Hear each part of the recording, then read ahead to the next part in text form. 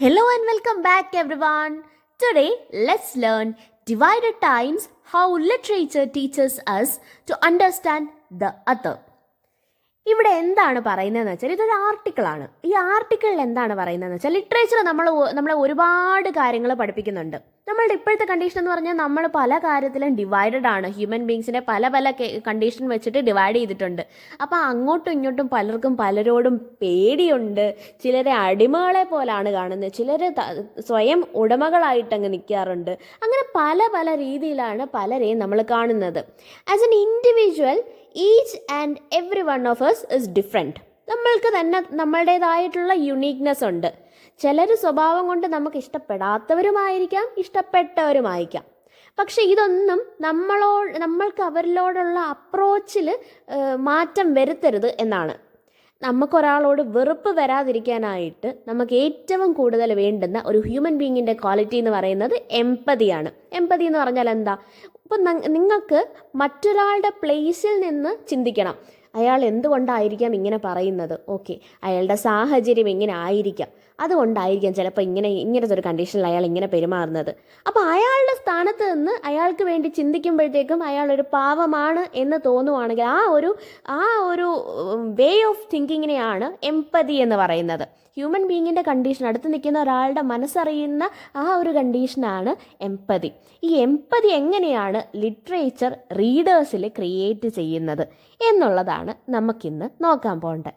ഇതെങ്ങനെയാണ് തുടങ്ങുന്നതെന്ന് വെച്ചാൽ 4 different European കൾച്ചറിൻ്റെ representatives ആയിട്ടുള്ള 4 പേര്. ഒന്ന് ഗ്രീസിൽ നിന്നുള്ള ആളാണ്. സെക്കൻഡ് വൺ എന്ന് പറയുന്നത് ഒരു ഇംഗ്ലീഷ് മാൻ ആണ്. തേർഡ് വൺ ഒരു സ്പാനിയർഡാണ്, സ്പെയിനിൽ നിന്നുള്ള ആളാണ്. ഫോർത്ത് വൺ ഒരു ജർമ്മനാണ്. അപ്പോൾ ഇങ്ങനെ 4 പേരും അവർ ഡിസൈഡ് ചെയ്യുവാണ് ഹ്യൂമൻ കണ്ടീഷനെ എക്സ്പ്ലെയിൻ ചെയ്യുന്ന തരത്തിൽ, ഹ്യൂമൻ കണ്ടീഷനെ മാക്സിമം രീതിയിൽ എക്സ്പ്ലെയിൻ ചെയ്ത് എഴുതുന്ന തരത്തിലുള്ള ഒരു സ്റ്റോറി ഇവരെല്ലാം എഴുതുന്നു. 4 പേരും 4 ടൈപ്പ് സ്വന്തം കഴിവ് വെച്ചിട്ട് ഇൻഡിവിജ്വാലിറ്റി കാണിക്കുന്ന തരത്തിലുള്ള ഒരു റൈറ്റിംഗ് ആണ് അവിടെ പ്രസൻറ്റ് ചെയ്യാൻ പോകുന്നത്. ഇതിലെ ആദ്യത്തെ വ്യക്തി ഒരു ഗ്രീക്കാണെന്ന് നേരത്തെ പറഞ്ഞല്ലോ. അദ്ദേഹം ഹോമർ ആയിരുന്നു. ഹോമർ എഴുതിയ വർക്കിൻ്റെ പേരാണ് ദ ഒഡീസി. ഒഡീസിക്കകത്ത് പറയുന്ന എന്താണെന്നും ഈ ആർട്ടിക്കിളിനകത്ത് പറയുന്നുണ്ട്. അതിനകത്ത് പറയുന്നതെന്ന് പറഞ്ഞാൽ വാറിന് ശേഷം കടലിൽ അങ്ങോട്ടും ഇങ്ങോട്ടും കുറേ നാൾ സഞ്ചരിച്ച് തിരിച്ച് തൻ്റെ നാട്ടിലേക്ക് എത്തിയപ്പം തൻ്റെ ഭാര്യയ്ക്കും മക്കൾക്കും ആർക്കും തന്നെ റെക്കഗ്നൈസ് ചെയ്യാനായിട്ടാവുന്നില്ല. അപ്പോൾ അങ്ങനത്തെ ഒരു കാര്യത്തിനെ പറ്റിയിട്ട്, അൺറെക്കഗ്നൈസ്ഡ് ആയിട്ട് അയാൾ കുറച്ച് അലഞ്ഞതിനെ പറ്റിയിട്ടും കാര്യങ്ങളുമാണ് ഒഡീസിക്കകത്ത് കാണിക്കുന്നത്. രണ്ടാമത്തെ ആള് ഷേക്സ്പിയർ ആയിരുന്നു. He wrote about a young man who is well known for his indecisive character. Indecisive എന്ന് പറഞ്ഞാൽ അത് ചെയ്യണോ, ഇത് ചെയ്യണോ, ചെയ്യണ്ടല്ലേ, ചിലപ്പോൾ അത് ചെയ്താലോ, എന്താണെന്ന് തീരുമാനിക്കാൻ പറ്റുന്നില്ല, അങ്ങോട്ടും ഇങ്ങോട്ടും ഉള്ള ചാട്ടം, ഒരു തീരുമാനത്തിൽ ഒരു കൺക്ലൂഷനിലെത്താൻ പറ്റാത്ത തരത്തിലുള്ള ഒരു കൺഫ്യൂസ്ഡ് സ്റ്റേറ്റ് ഓഫ് മൈൻഡിൽ നിൽക്കുന്ന ഒരാളെ പറ്റിയിട്ടായിരുന്നു ഷേക്സ്പിയർ എഴുതിയത്. ആരാന്ന് മനസ്സിലായി കാണുമല്ലോ, അത് ഹാംലെറ്റ് ആയിരുന്നു. Now it's time for the third person who was a Spanish writer. The Spanish writer wrote about a farmer. ഈ സ്പാനിഷ് ആയിട്ടുള്ള റൈറ്റർ ഒരു ഫാർമറിനെ പറ്റിയിട്ടാണ് എഴുതിയത്. വെറും ഫാർമർ ആയിരുന്നില്ല, ഒരു ഡേ ഡ്രീമർ തന്നെയായിരുന്നു. He thought that he was a knight. ആ ഫാർമർ എപ്പോഴും വിചാരിക്കും, ഓക്കെ ഞാനൊരു നൈറ്റാണ്, എനിക്ക് കുറച്ച് അഡ്വഞ്ചർ ട്രിപ്പും കാര്യങ്ങളൊക്കെ ഉണ്ട്, ഞാൻ ചെന്ന് കഴിഞ്ഞാൽ ഈ രാജ്യത്തിനെ രക്ഷിക്കാൻ പറ്റുമെന്നൊക്കെ പുള്ളിക്കാരനെ പറ്റിയിട്ട് അങ്ങ് വിചാരിച്ചിട്ട് തൻ്റെ ഒട്ടും ശക്തിയില്ലാത്ത, ആരോഗ്യം എന്ന് പറയുന്ന സാധനം തൊട്ട് തീണ്ടിയിട്ടില്ലാത്ത ഒരു ഹോഴ്സിൻ്റെ മുകളിൽ കയറിയിട്ട് രാജ്യത്തെ രക്ഷിക്കാനായിട്ട് ഒരു നൈറ്റിൻ്റെ ഡ്യൂട്ടി ചെയ്യാനായിട്ട് ഇറങ്ങിത്തിരിക്കുന്ന ഒരു ഫാർമറിൻ്റെ കഥയാണ് അദ്ദേഹം എഴുതിയത്. നമ്മളിപ്പം പറഞ്ഞു വന്നിട്ടുള്ള സ്പാനിഷ് റൈറ്റർ എന്ന് പറയുന്നത് സെർവാൻറ്റസ് ആയിരുന്നു. എഴുതിയിട്ടുള്ള വർക്ക് എന്ന് പറയുന്നത് ഡോൺ കിഹോട്ടിയും ആയിരുന്നു. ഡോൺ കിഹോട്ടി എന്നാണ് പറയുന്നത്. കിക്സോട്ട് എന്ന തെറ്റായ രീതിയിലുള്ള ഇംഗ്ലീഷ് വെച്ചിട്ട് നമ്മൾ ഇംഗ്ലീഷ് കൈൻഡ് ഓഫ് പ്രൊനൗൺസിയേഷൻ വരുമ്പം കിക്സോട്ട് എന്ന് പറയുന്നുണ്ടെങ്കിലും ഇത് സ്പാനിഷ് ടേം അല്ലേ. So it is pronounced as Quixote. ഇനി അടുത്തതായിട്ട് പറഞ്ഞു വരുന്നത് ഒരു ജർമ്മൻ റൈറ്ററിനെ പറ്റിയിട്ടാണ്. His name is Goethe. ഗോത്തയുടെ നോവലിൻ്റെ പേരെന്ന് പറയുന്നത് the sorrow of young Werther. As the name itself states, the main character of the novel is വെൾത്തർ. വേർത്തറിനെ പറ്റിയിട്ടാണ് നോവലിനകത്ത് പറയുന്നത്. വേദറിൻ്റെ ഒരു ക്യാരക്ടർ എന്ന് പറഞ്ഞാൽ എപ്പോഴും ഹാർട്ട് പറയുന്നതാണ് കേൾക്കുന്നത്. ഇമോഷൻസ് എവിടെയാണോ ആ ഇമോഷൻസ് എന്താണോ പറയുന്നത് അതിനാണ് ഇമ്പോർട്ടൻസ് കൊടുക്കുന്നത്. അല്ലാതെ കോമൺ സെൻസിനോ റാഷണൽ തിങ്കിങ്ങോ ഒന്നും തന്നെ വേദർ വലിയ വാല്യൂ കൊടുത്തിട്ടില്ല. അതുകൊണ്ട് തന്നെ ഒരു ലവ് ട്രയാങ്കിളിനുള്ളിൽ പെടുകയും ആ സ്ത്രീയെ മറക്കാൻ കഴിയാതെ അവസാനം സൂയിസൈഡിൽ എൻഡപ്പ് ചെയ്യുകയും ചെയ്ത ഒരു ക്യാരക്ടറാണ് വേദർ. ഈ വേദറിനെ പറ്റിയിട്ടാണ് ഇവിടെ ഗോഥെ പറഞ്ഞിരിക്കുന്നത്. ഇപ്പം തന്നെ നമ്മൾ എപ്പിക്കുകളെ പറ്റിയിട്ട് പറഞ്ഞു, ഡ്രാമയെ പറ്റിയിട്ട് പറഞ്ഞു, നോവലിനെ പറ്റിയിട്ട് പറഞ്ഞു. അങ്ങനെ പല സ്ഥലങ്ങളിലെ പല ക്യാരക്ടേഴ്സിനെ പറ്റിയിട്ട്, പല ഹ്യൂമൻ കണ്ടീഷൻസിനെ പറ്റിയിട്ട് നമ്മളിപ്പോൾ തന്നെ പറഞ്ഞ് ഡിസ്കസ് ചെയ്ത് കഴിഞ്ഞു. So here the question is, have you noticed something? നമ്മളിപ്പോൾ കുറേ ലിറ്റററി വർക്ക്സിനെ പറ്റിയിട്ട് മെൻഷൻ ചെയ്തിട്ടുണ്ട്. ഇതെല്ലാം പല പല കാലങ്ങളിലായിട്ടാണ് എഴുതി പബ്ലിഷ് ചെയ്തിട്ടുള്ളത്. അപ്പോൾ അങ്ങനെയുള്ള പല ഡിഫറെൻറ്റ് ടൈം പീരീഡിൽ നടക്കുന്ന പല കാര്യങ്ങളിലും കോമൺ ആയിട്ട് കാണാൻ പറ്റുന്ന ചില കാര്യങ്ങളുണ്ട്. എന്താണെന്ന് വെച്ചാൽ ഇതിൽ മിക്കവാറും ഉള്ള ഹീറോസ് എല്ലാം ഇമോഷണലി അൺസ്റ്റേബിൾ അല്ലെങ്കിൽ കോംപ്ലക്സ് ആയിട്ടുള്ള ഒരു ക്യാരക്ടർ ആയിരിക്കാം, അല്ലെങ്കിൽ മിസ്അണ്ടർസ്റ്റാൻഡ് ചെയ്യപ്പെട്ട കുറച്ച് ക്യാരക്ടേഴ്സ് ആയിരിക്കാം, മാർജിനലൈസ് ചെയ്യപ്പെട്ട ഒരു ക്യാരക്ടർ ആയിരിക്കാം, അല്ലാന്നുണ്ടെങ്കിൽ ആൻറ്റി ഹീറോയിക് ടച്ച് വരുന്ന ടൈപ്പ് ഓഫ് ഹീറോസ് ആയിരിക്കാം. ഇങ്ങനത്തെ പല പല കാര്യങ്ങളും റിപ്പീറ്റഡ് ആയിട്ട് പല കാലഘട്ടത്തിൽ എഴുതപ്പെട്ട റൈറ്റിങ്സിനകത്ത് നമുക്ക് കാണാൻ പറ്റും എന്നുള്ളതാണ്. ഇത് തന്നെയാണ് ഈ ടൈറ്റിലിനകത്ത് പറയുന്നത് ഡിവൈഡഡ് ടൈംസ് എന്ന്. We have been talking a lot about literary traditions. Literary ട്രഡീഷൻസിനെ പറ്റിയിട്ട്, യൂറോപ്യൻ കൾച്ചറിനെ പറ്റിയിട്ടൊക്കെയാണ് നമ്മൾ ഇതുവരെ സംസാരിച്ചുകൊണ്ടിരുന്നത്. പക്ഷേ ഈ പോയിന്റിൽ നമുക്ക് അത് ഷിഫ്റ്റ് ചെയ്തിട്ട് ക്യാരക്ടർ അനാലിസിസിലേക്ക് കടക്കാൻ നേരമായി. We really want to know more about these characters. അവരെങ്ങനത്തെ ക്യാരക്ടറാണ്, സർഫസിൽ മാത്രമല്ലാണ്ട് ഉള്ളിൽ അവരെങ്ങനെയാണ്, മറ്റുള്ളവർ അവരെ പറ്റിയിട്ട് എങ്ങനെയാണ് വിചാരിക്കുന്നത്, അവരെ പറ്റിയിട്ട് എങ്ങനെയാണ് വിചാരിക്കുന്നത്. We need to know. ലിറ്ററേച്ചറിൻ്റെ ജോബ് എന്ന് പറയുന്നത് വെറുതെ മിത്ത് ക്രിയേറ്റ് ചെയ്യുക മാത്രമല്ല, നിങ്ങളെ കൊണ്ട് ആ മിത്തിനെ ക്വസ്റ്റ്യൻ ചെയ്യിപ്പിക്കുകയും അതുപോലെ തന്നെ ഹീറോസ് എങ്ങനെയാണ് ഒരു സ്ഥലത്ത് മിസ്ഫിറ്റ് ആയിട്ട് കാണുന്നത്, അല്ലെങ്കിൽ ഹീറോസിനെ എങ്ങനെയാണ് ഒരു മാഡ് മാനായിട്ട് പോർട്രേ ചെയ്യുന്നത്, ഈ കാര്യങ്ങളെല്ലാം നിങ്ങളെ കൊണ്ട് തന്നെ ലിറ്ററേച്ചറിനോട് തിരികെ ചോദിപ്പിക്കുക എന്ന് പറയുന്ന ആ ഒരു ഫംഗ്ഷനും കൂടെ ലിറ്ററേച്ചർ തന്നെ ചെയ്യുന്നുണ്ട്. ഹോമറിൻ്റെ ഒഡീസി എടുത്ത് നോക്കുമ്പം അവിടെ നമുക്ക് കാണാനായിട്ട് സാധിക്കും അതിലെ മെയിൻ ക്യാരക്ടറായിട്ടുള്ള ഒഡീസിയസ് തൻ്റെ സ്ഥലമായിട്ടുള്ള ഇത്താക്കയിലേക്ക് പോകും വഴി ഫേഷ്യൻസിൻ്റെ ഐലൻഡിൽ എത്തുകയും അവിടെ നേക്കഡായിട്ട് എന്ത് ചെയ്യണം എന്നറിയാണ്ട് അലഞ്ഞു തിരിഞ്ഞ് നടക്കുന്ന ആ ഒരു സിറ്റുവേഷൻ ഇതിനകത്ത് കാണിക്കുന്നുണ്ട്. ഒഡീസിയിലെ ഹീറോ ഒഡീസിയസ് ആണെങ്കിലും ഫേഷ്യൻസിൻ്റെ ഐലൻഡിലേക്ക് ചെന്നപ്പോഴത്തേക്കും അവർ നമ്മളുടെ ഒഡീസിയസിനെ കണ്ടത് ഒരു ത്രെറ്റായിട്ടാണ്, ഒരു വൈൽഡ് ബീസ്റ്റ് ആയിട്ടാണ്, ഹീറോ ആയിട്ടായിരുന്നില്ല. പക്ഷേ ഹോമർ അതിനകത്ത് എന്ത് ടൈപ്പ് കമ്പാരിസൺ ആണ്, ഒരു സിമിലി ഉപയോഗിച്ചിരിക്കുന്നതെന്ന് പറഞ്ഞാൽ he is comparing Odysseus to a lion driven by hunger and survival instinct. എങ്ങനെയെങ്കിലും സർവൈവ് ചെയ്യണം എന്നുള്ളൊരു കാര്യം മാത്രം മൈൻഡിൽ വെച്ചിട്ട് ഭയങ്കരമായിട്ട് വിശപ്പ് കാരണം അലഞ്ഞു തിരിഞ്ഞ് നടക്കുന്ന ഒരു ലയൺ എന്നുള്ള രീതിയിലാണ് ഹോമർ പോർട്രേ ചെയ്തെങ്കിലും ഫേഷ്യൻസിൻ്റെ ഐലൻഡിൽ ചെന്നപ്പോഴത്തേക്കും അവിടുത്തെ ലോക്കൽസിന് ഒരു ബീസ്റ്റായിരുന്നു ഒഡീസിയസ്. പക്ഷേ നമ്മളുടെ ഓതറിന് ഒഡീസിയസിനെ ഒരു റെഫ്യൂജി ആയിട്ടാണ് ഇവിടെ കാണാനായിട്ട് സാധിക്കുന്നത്. എന്ന് വെച്ചാൽ യൂറോപ്യൻ ഷോഴ്സിൽ വന്നിട്ട് സ്വന്തം ബോഡിയൊക്കെ വാഷപ്പ് ചെയ്തിട്ട് എന്ത് ചെയ്യണമെന്നറിയാണ്ട് എല്ലാവരെയും ഭയക്കുന്ന വൾണറബിൾ ആയിട്ടുള്ള, എന്ത് വേണമെങ്കിലും ഏത് സമയത്ത് വേണമെങ്കിലും സംഭവിക്കാന്നുള്ള ചിന്ത മൈൻഡിലുള്ള എക്സിസ്റ്റൻഷ്യൽ ക്രൈസിസ് ഉള്ള ഒരു റെഫ്യൂജി ആയിട്ടാണ് നമ്മളുടെ ഓതർ ഒഡീസിയസിനെ കാണുന്നത്. ഇവിടെ എന്താണ് നടക്കുന്നതെന്ന് വെച്ചാൽ, നിങ്ങൾ ചിലപ്പം ഈ എപ്പിക്കിലെ ഹീറോ ആയിരിക്കാം, അല്ലെങ്കിൽ ഒരു ലാൻഡിൽ നിങ്ങളെ ഹീറോ ആയിട്ടായിരിക്കാം ഈ എപ്പിക്കിൽ പോർട്രേ ചെയ്യുന്നത്. പക്ഷേ first thing you should do is wash yourself. നിങ്ങളെ ആദ്യമേ വൃത്തിയാക്കിയിട്ട് ഗെറ്റ് യുവർ സെൽഫ് ക്ലോത്തൊക്കെ കറക്റ്റായിട്ടിട്ട് നേക്കഡായിട്ട് വൈൽഡ് ബീസ്റ്റിനെ പോലെ വന്നു കഴിഞ്ഞാൽ no one is going to recognise you. നിങ്ങൾ എന്ത് തരത്തിലുള്ള ഹീറോ ആണെങ്കിലും നിങ്ങളുടെ പ്രസൻറ്റേഷൻ കറക്റ്റ് ആണെങ്കിൽ മാത്രമേ ഞങ്ങൾ നിങ്ങളെ റെക്കഗ്നൈസ് ചെയ്യാനായിട്ട് ഞങ്ങൾക്ക് സാധിക്കത്തുള്ളൂ. നിങ്ങൾ ഹീറോ ആണെന്ന് പറഞ്ഞിട്ട് കാര്യമില്ല, എല്ലാവരും ചെയ്യേണ്ട കുറച്ച് കാര്യങ്ങളുണ്ട്. അത് ഹീറോ ചെയ്താലേ ഹീറോ ആണെന്ന് അക്സെപ്റ്റ് ചെയ്യുകയുള്ളൂ. ഇത് ഒഡീസിയസിൻ്റെ മാത്രം പ്രശ്നമല്ല, അബ്നോർമലായിട്ടുള്ള വേസിൽ ഇപ്പം നമ്മൾ എടുത്ത് പറഞ്ഞിട്ടുള്ള പല വർക്ക്സിനകത്തുള്ള ക്യാരക്ടേഴ്സിനെ നമുക്ക് അബ്നോർമലായിട്ടുള്ള രീതിയിൽ കാണാൻ പറ്റും. ഫസ്റ്റ് തിങ്, ഹാംലെറ്റിൻ്റെ കാര്യം പറഞ്ഞു, ഷേക്സ്പിയറിൻ്റെ. ഇതിനകത്ത് ഹാംലെറ്റിൻ്റെ ഫാദറിൻ്റെ പേര് കിങ് ഹാംലെറ്റ് എന്ന് തന്നെയാണ്. ഹീസ് ഓൾറെഡി ഡെഡ് ആയതുകൊണ്ട് തന്നെ അദ്ദേഹത്തിൻ്റെ ഗോസ്റ്റ് കൂടെ അപ്പിയർ ചെയ്തിട്ട് he talks to Hamlet about taking revenge. അപ്പം കൂടെ ഗോസ്റ്റിനെ കാണുന്നുണ്ട്, എന്ത് ചെയ്യണമെന്ന് അറിയാണ്ട് ഇമോഷണലി അൺസ്റ്റേബിൾ ആവുന്നുണ്ട്, ഇറാഷണലായിട്ട് ഓരോരോ കാര്യങ്ങൾ ചെയ്യുന്നുണ്ട്. ഇതെല്ലാം കാരണം എല്ലാവരും ഹാംലെറ്റിനെ സൈഡാക്കുന്നുണ്ട്. Second person is Don Quixote. Don Quixote എന്താണ് ചെയ്യുന്നതെന്ന് വെച്ചാൽ വളരെ പീസ്ഫുൾ ആയിട്ടുള്ള ഒരു സമയത്ത് വാളും എടുത്തോണ്ട് ഈ രാജ്യം രക്ഷിക്കാൻ ഞാൻ തന്നെ പോയാലേ കാര്യമുള്ളൂ എന്ന് പറഞ്ഞിട്ട്, ഞാനൊരു നൈറ്റാണ്, I have a divine mission, എനിക്ക് ദൈവം തന്നിട്ടുള്ളൊരു മിഷനുണ്ട്, I need to do that, I am here to rescue my nation, to safeguard my nation എന്നുള്ള രീതിയിൽ യുദ്ധത്തിനായിട്ട് ഇറങ്ങി പുറപ്പെടുന്ന ഒരാളാണ് ഡോൺ കിഹോട്ടിക്കകത്ത് നമുക്ക് കാണാനായിട്ട് പറ്റുന്നത്. വേൾദറിൻ്റെ കേസിൽ ഇമോഷൻസിനെ ഡിപ്പെൻഡ് ചെയ്ത് മനസ്സ് പറയുന്നത് മാത്രം കേട്ട് തലച്ചോറ് പറയുന്നത് കേൾക്കാതെ വേണ്ടാത്തൊരു റൊമാൻറ്റിക് റിലേഷൻഷിപ്പിലേക്ക് ഇടപെട്ട് അങ്ങനെ റിലേഷൻഷിപ്പ് മനസ്സിൽ ക്രിയേറ്റ് ചെയ്ത് അവസാനം അതിൽ നിന്ന് പെടാൻ പറ്റാതെ അദ്ദേഹം സൂയിസൈഡ് ചെയ്യുവാണ്. അവിടെയും ഒരു അബ്നോർമാലിറ്റി ഉണ്ട്.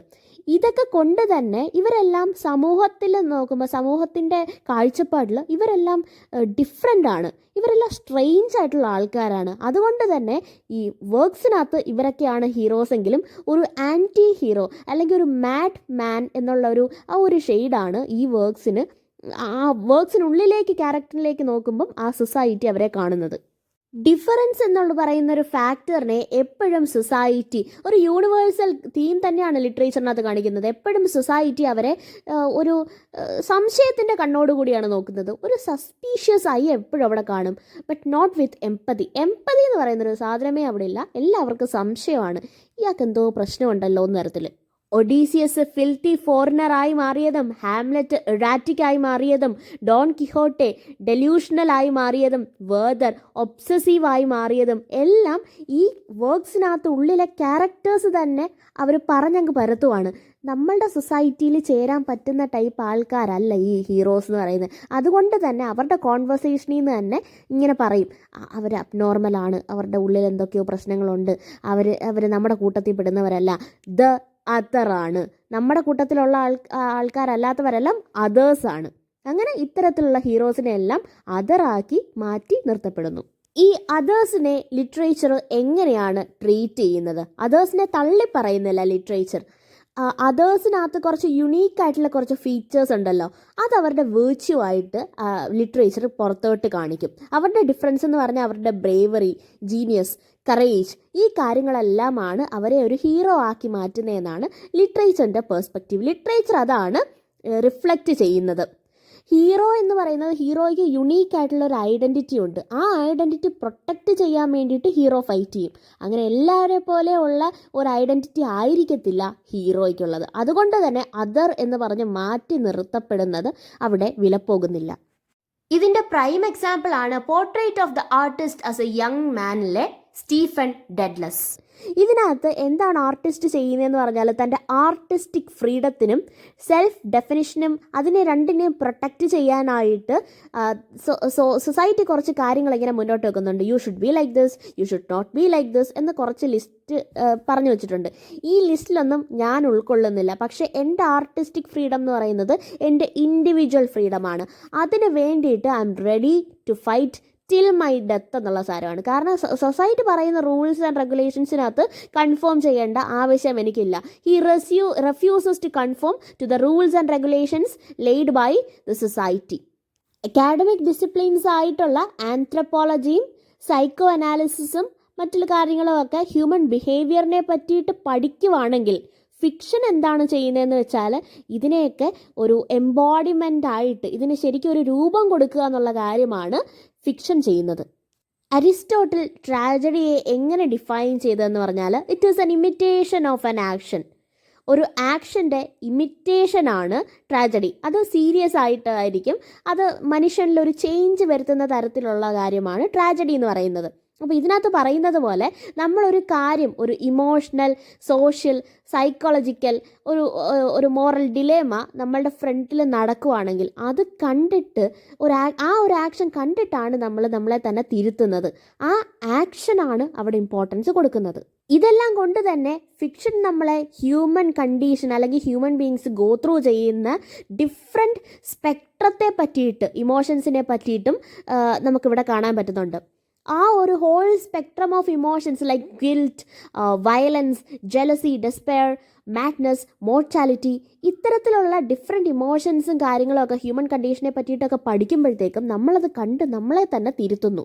റൈറ്റർ ഇതിനകത്ത് മെൻഷൻ ചെയ്യുന്ന മറ്റൊരു കാര്യം എന്ന് പറഞ്ഞാൽ we are living in a society in which education and creativity, imagination, every single one of this is undervalued. Education importance ഇല്ല, ക്രിയേറ്റിവിറ്റിക്ക് ഇമ്പോർട്ടൻസ് ഇല്ല, ഇമാജിനേഷൻ ഇമ്പോർട്ടൻസ് ഇല്ല. ഇത്തരത്തിലുള്ള ഒരു സൊസൈറ്റിയിൽ നമ്മൾ ജീവിക്കുമ്പോൾ ഫിക്ഷൻ അല്ലെങ്കിൽ ലിറ്ററേച്ചർ തന്നെയാണ് നമ്മളെ കറക്റ്റായിട്ടുള്ള മോറൽ വാല്യൂസ് എല്ലാം പഠിപ്പിച്ച് നമ്മളെ നേർവഴിക്ക് നടത്തേണ്ടത്. സോ ലിറ്ററേച്ചറിന് അത്രയും ഹ്യൂജ് ആയിട്ടുള്ള റെസ്പോൺസിബിലിറ്റി ഉണ്ടെന്ന് ഇവിടെ പറയുന്നു. എംപതി, ക്രിയേറ്റിവിറ്റി, ഇമോഷണൽ ലിറ്ററസി, ഇത് മൂന്നും ഒരു മനുഷ്യന് അങ്ങനെ ലിറ്ററേച്ചറാണ് പഠിപ്പിച്ചു തരുന്നത്.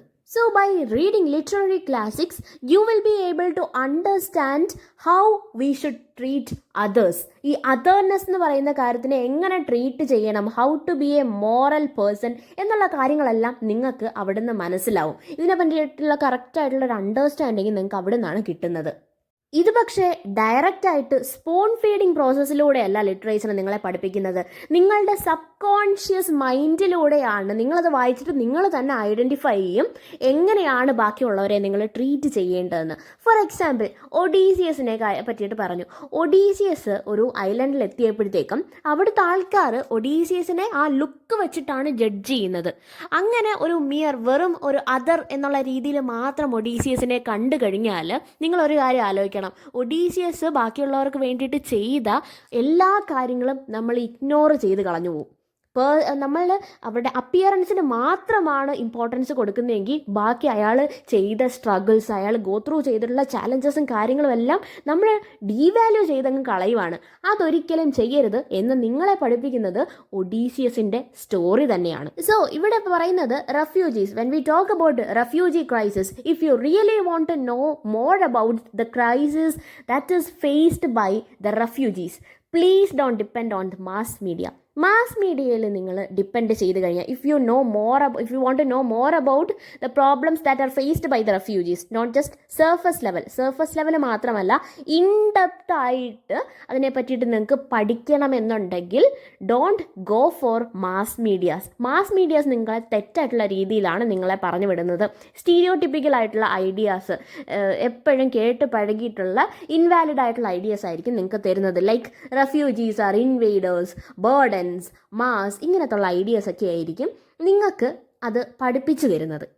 ഒഡീസിയസ് ഇല്ലായിരുന്നെങ്കിൽ, മിഷൽ ടോർണിയറിൻ്റെ ഫ്രൈഡേ ഇല്ലായിരുന്നെങ്കിൽ, റോബിൻസൺ ക്രൂസോ ഇല്ലായിരുന്നെങ്കിൽ, ഇത്തരത്തിലുള്ള ഫിക്ഷണൽ ക്യാരക്ടേഴ്സും റൈറ്റേഴ്സും ഒന്നും തന്നെ നമുക്ക് ഇല്ലായിരുന്നു എങ്കിൽ നമ്മൾ എങ്ങനെ റെഫ്യൂജീസിനെ പറ്റിയിട്ട് കറക്റ്റായിട്ടുള്ള ഒരു ഐഡിയ നമ്മളുടെ മൈൻഡിൽ കാണുമായിരുന്നു? And this is exactly why we say that literature gives individuality to the sufferings that are faced by people. ഓരോ മനുഷ്യൻ അനുഭവിക്കുന്ന സഫറിങ്ങും ഡിഫറെൻ്റ് ആണ്. ഓരോ മനുഷ്യൻ ഗോ ത്രൂ ചെയ്യുന്ന ചാലഞ്ചസും ഡിഫറെൻ്റ് ആണ്. എല്ലാവരും ഒരേ പ്രശ്നങ്ങളിലൂടെ അല്ല കടന്നു പോകുന്നത്. റെഫ്യൂജീസിന് എല്ലാവർക്കും ഒരേ പ്രശ്നമാണെന്ന് കാണിച്ച് അവരുടെ ഇൻഡിവിജ്വാലിറ്റി എടുത്തു കളയുന്ന പ്രോസസ്സാണ് മാസ് മീഡിയ ചെയ്യുന്നത്. എങ്കിൽ ലിറ്ററേച്ചർ ചെയ്യുന്നത് each and every one of them is different. ഈ ഒരു കാര്യമാണ് ലിറ്ററേച്ചർ പറയുന്നത്. സ്റ്റാർട്ടിംഗ് സ്റ്റേജിലെ എപ്പിക്സ് തൊട്ട് ഇപ്പോഴത്തെ മോഡേൺ നോവൽസ് വരെ, അലഞ്ഞു തിരിഞ്ഞ് നടക്കുന്ന ആൾക്കാർ തൊട്ട് മാഡായിട്ടുള്ള ആൾക്കാർ വരെ, ഇവരെ പറ്റിയിട്ട് എല്ലാവർക്കും അവരുടേതായിട്ടുള്ള കഥകളുണ്ട്. അവരെ ഒന്നും മാർജിനലൈസ് ചെയ്ത് മാറ്റി നിർത്തേണ്ട ആൾക്കാരല്ല. അവരെ പറ്റിയിട്ട് നിങ്ങൾ കൂടുതൽ അറിയണം എന്ന് നമ്മളെ പഠിപ്പിച്ചു തരുന്നതിൽ മെയിൻ ആയിട്ടുള്ള ഒരു ഇമ്പോർട്ടൻ്റ് ആയിട്ടുള്ള റോള് തന്നെ ലിറ്ററേച്ചർ ചെയ്യുന്നു. So reading literature is very important to know how to treat others. അപ്പോൾ ഇത്രയേ ഉള്ളൂ. വീഡിയോ ഇഷ്ടപ്പെട്ടാൽ like, share, subscribe. Thank U.